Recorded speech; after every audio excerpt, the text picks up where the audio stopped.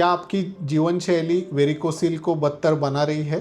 आज हम बहुत ही इम्पोर्टेंट सवाल पे डिस्कशन करेंगे जिसने कई पुरुषों को परेशान किया हुआ है। डेली जिम जाना, लंबे समय तक कंप्यूटर के सामने बैठे रहना, हमारा खान पान क्या हमारे वेरिकोसिल को ये बढ़ा सकता है? वेरिकोसिल पुरुषों में आम है और मल्टीपल फैक्टर्स इसके प्रोग्रेस में रोल प्ले करते हैं।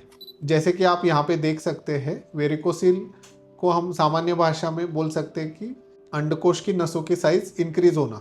ये कुछ हद तक पैरों में होने वाली वेरिकोज वेन्स की तरह है।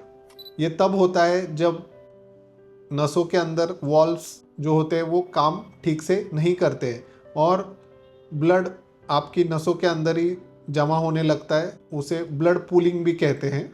इसके कारण अंडकोश में सूजन, दर्द या कुछ मरीजों में इनफर्टिलिटी की समस्या हो सकती है। अब ये एक इम्पॉर्टेंट सवाल है कि आपकी लाइफस्टाइल आपके वेरिकोसिल के प्रोग्रेशन का कारण है। तो आइए देखिए कुछ इम्पॉर्टेंट कॉजेस जिसकी वजह से वेरिकोसिल प्रोग्रेस हो सकता है। तो पहला कॉज है लंबे समय तक खड़े रहना या बैठना।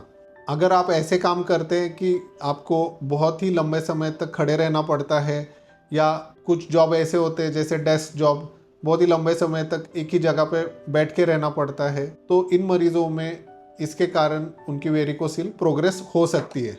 इसके लिए आप कुछ लाइफस्टाइल मॉडिफिकेशन कर सकते हैं। अगर आप लंबे समय तक एक ही स्थान पर बैठे रहते हैं तो ब्लड पूल हो जाता है, एक जगह पे जमा हो जाता है। तो आपको बीच बीच में लगभग 35 to 45 मिनट्स के बाद आपके काम से ब्रेक लेना ज़रूरी है। इस दौरान आप लाइट वॉक कर सकते हैं, कुछ स्ट्रेचेस कर सकते हैं। और जो पेशेंट वो कंटिन्यूसली खड़े रहते हैं उन्होंने भी पैरों की एक्सरसाइज बीच बीच में करना ज़रूरी है। दूसरा लाइफस्टाइल कॉज है भारी वज़न उठाना या जिम में हेवी वर्कआउट करना। इसकी वजह से अंडकोश की नसों पे प्रेशर आ जाता है, वहाँ पे ब्लड ड्रेनेज सही से हो नहीं पाता है और वेरिकोसिल की प्रोग्रेस हो सकती है। तो अगर आपको माइल्ड डिग्री वेरिकोसिल है और अगर आप जिम करना चाहते हैं तो मेरा सुझाव आपको ये रहेगा कि वर्कआउट के दौरान सपोर्टर यूज़ करना कंपलसरी है। आपको बहुत हेवी वेट लिफ्टिंग के बजाय रिपीटेशंस पे ध्यान देना ज़रूरी है और आपका जो फॉर्म है जब आप वेट लिफ्टिंग करते हैं, एक्सरसाइज करते हैं, तो वो सही होना बहुत ज़रूरी है। एक्सरसाइज के दौरान ब्रीदिंग पैटर्न सही होने से भी आपका जो पेट के अंदर प्रेशर जो बनता है उसे कम करने में मदद होती है।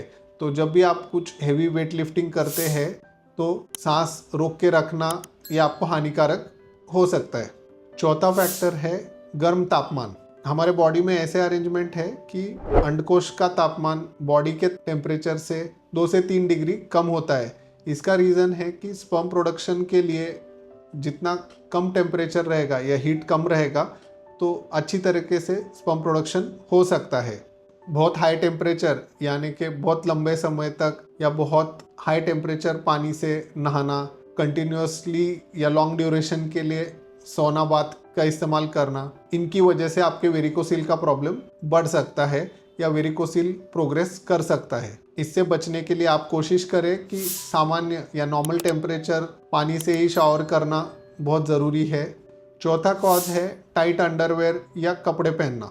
बहुत ज़्यादा टाइट अंडरवेयर पहनने से अंडकोश पे दबाव रहता है, वहाँ का टेम्परेचर बढ़ता है। इसकी वजह से वेरिकोसिल का ग्रेड बढ़ने का खतरा होता है या वेरिकोसिल की वजह से आपके स्पर्म काउंट पे निगेटिव असर पड़ने का खतरा रहता है। अगर आप वेरिकोसिल से अफेक्टेड है और आपको अंडकोश में कंटिन्यूस पेन हो रहा है, अंडकोश में आपको सूजन महसूस हो रही है, वेरिकोसिल की वजह से आपको बच्चे होने में कठिनाइयाँ हो रही है या आपके स्पर्म काउंट अफेक्ट हो रहा है या यंग लोगों में एक अंडकोश दूसरे अंडकोश के कंपैरिजन में छोटा हो गया है, आप हमें यूरोलाइफ मेंस क्लिनिक पुणे में कंसल्ट कर सकते हैं। हम आपके कंडीशन का सही निदान कर सकते हैं और अगर पॉसिबल है तो लाइफस्टाइल मॉडिफिकेशन करके हम आपका वेरिकोसिल कैसे कंट्रोल में रखा जाए इसका एडवाइस आपको कर सकते हैं। कुछ मरीज़ ऐसे होते हैं जिनको वेरिकोसिल के लिए माइक्रो सर्जरी जैसे सर्जरी का ज़रूरत पड़ता है, तो उसके लिए भी हम आपको सुझाव दे सकते हैं।